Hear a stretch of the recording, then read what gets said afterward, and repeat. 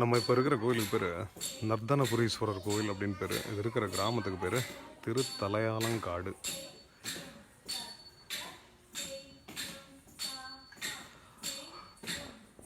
தலையாலங்காடு அப்படிங்கிறது கும்பகோணத்துலேருந்து திருவாரூர் போகிற ரோட்லேயே கொடவாசல் தாண்டி ஒரு 6 கிலோமீட்டருக்கு அப்புறமா இடப்பக்கமாக ஒரு வாய்க்கால் இருக்குது. அந்த பிரிட்ஜை கிராஸ் பண்ணிங்கன்னா வரது தான் இந்த தலையாலங்காடு நர்தனபுரீஸ்வரர் கோவில். இந்த கோயிலே டான்ஸ்லாம் இப்போ பண்ணுறாங்க. ஒரு அம்மா ரொம்ப அழகாக பண்ணுறாங்க. நம்ம இப்போ பிரகாரத்தை சுற்றி வருவோம்.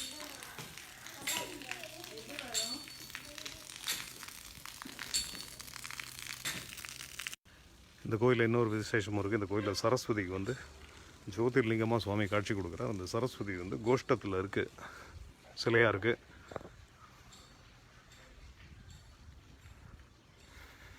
அதுக்கப்புறம் பார்த்திங்கன்னா அந்த கோயிலுக்கு வெளியில் ஒரு குளம் இருக்குது. அந்த குளத்தில் எந்த தோல் நோய்கள் இருக்கிறவ வந்தாலும் அதில் மூங்கி எழுந்து சுவாமிக்கு நெய் தீபம் போட்டு வழி. ஸோ இந்த கோயிலில் ஒரு குளம் இருக்குது. அந்த குளத்தில் மருத்துவ குணங்கள் நிறைந்த குளம், தானாகவே ஊறிக்கக்கூடிய ஒரு குளம். அந்த கோயில் குளத்தில் குளித்து சுவாமிக்கு நெய் தீபம் போட்டால் எந்த வித ஒரு தோல் வியாதியாக இருந்தாலும் போயிடும் அப்படின்ட்டு நம்ம அர்ச்சகர் சொல்கிறார். ஸோ அந்த மாதிரி பல பெருமைகள் நிறைந்தது இந்த திருத்தலையாலங்காடு. தலையாலங்காடு அப்படின்னாலே உங்களுக்கு நேராக பார்க்குறது முருகன் சன்னதி. இந்த தலையாலங்காட்டில்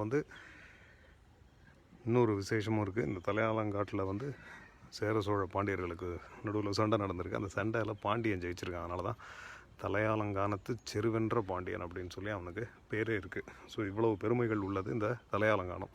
நடுவில் இந்த ஃபேஸ்புக் வீடியோ நெட் இல்லாமல் டிஸ்கனெக்ட் ஆகிடுது. அதனால் அது ஸ்டோர் பண்ணாலும் அது ஃபுல்லாக பேட்ச் பண்ணுமான்னு தெரியல. அதனால் முன்ன சொன்னதை நான் ஒரு தடவை திருப்பி சொல்கிறேன் எதுக்கும். ஸோ இந்த சுவாமிக்கு பேர் நர்தனபுரீஸ்வரர். இந்த நர்தனபுரீஸ்வரன்றது ஏன் வந்ததுன்னா, தாருகாவனத்து முனிவர்கள் முயலகனை ஏவி விட்றான். அந்த முயலகனை கொன்று அவன் முதுகில் நடனம் ஆடுறார். அதனால் நர்தனபுரீஸ்வரர். இங்கே தான் இந்த சரஸ்வதி இருக்கா.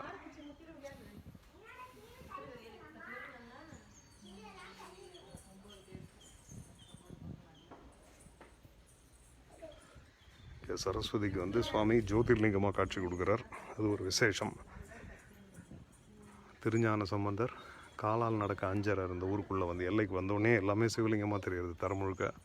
அதனால் அவர் தலையாலேயே நடந்து வந்ததுனால இந்த ஊருக்கு பேர் தலையாலங்காடு. அவருக்கு தை அமாவாசை அன்னைக்கு காட்சி கொடுக்குறார் சுவாமி.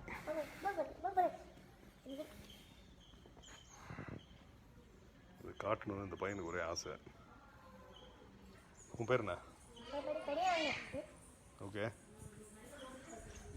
இதுவும் தவிர சில சிறப்புகள் இருக்குது இந்த கோயிலுக்கு. இந்த அம்பாளுக்கு பேர் பாலாம்பிகை. இந்த பாலாம்பிகைக்கு வெளியில் வந்தீங்கன்னா கிழக்க பார்த்த மாதிரி சனீஸ்வரர் தனி சன்னதியில் இருக்கார். இது திருநள்ளாறில் இருக்கிற மாதிரி ஒரு அமைப்பு.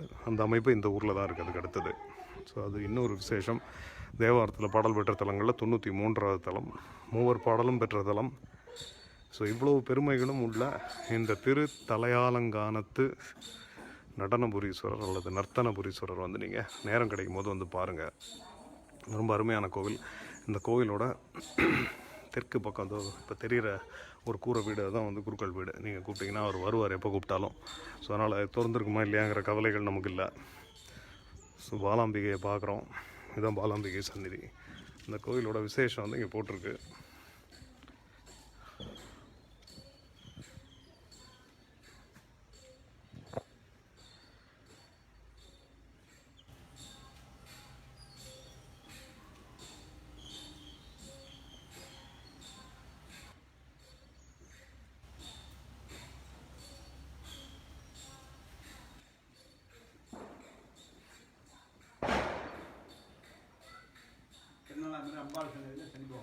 ஓகே.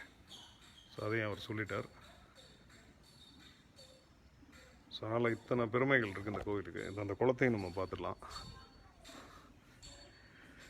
இங்கே இருக்குது அந்த கோவிலோட குளம். இது கிழக்கு பார்த்த கோவில். இந்த கோவிலோட குளம் உங்களுக்கு இங்கே இருக்குது. இந்த குளம் தான் மருத்துவ குணங்கள் நிரம்பிய ஒரு குளம். இந்த குளத்தில் நீராடி 48 நாள் வழிபட்டால் எப்பேற்பட்ட தோல் வியாதியும் போயிடும் அப்படிங்கிறா. அது ஒரு பெரிய ராஜகோபுரம்லாம் இல்லாத ஒரு கோவிலான மிக மிக பழமையான ஒரு கோவில். ஸோ இந்த தலையாலங்கானத்துக்கு நேரம் கிடைக்கும் போது வாங்க. இது ஒரு அருமையான கோவில். இதை பார்த்தீங்கன்னா பக்கத்தில் ஏகப்பட்ட கோயில்கள் இருக்குது. குடவாசல், பெரும்பண்ணையூர், அப்படியே கொஞ்சம் ஒரு 10-12 கிலோமீட்டர் தெற்க போனீங்கன்னா திருவாரூரே வந்துடும். இப்படி எக்கச்சக்க கோயில்கள் இருக்குது. சேங்காலிபுரம், காப்பனாமங்கலம், சிமிழி, எண்கண் எல்லாமே இருக்குது. ஸோ நேரம் கிடைக்கும்போது இந்த மாதிரி கோயில்களுக்கு அவசியமாக நான் உங்களை இன்னொரு வீடியோவில் சந்திக்கிறேன். நன்றி.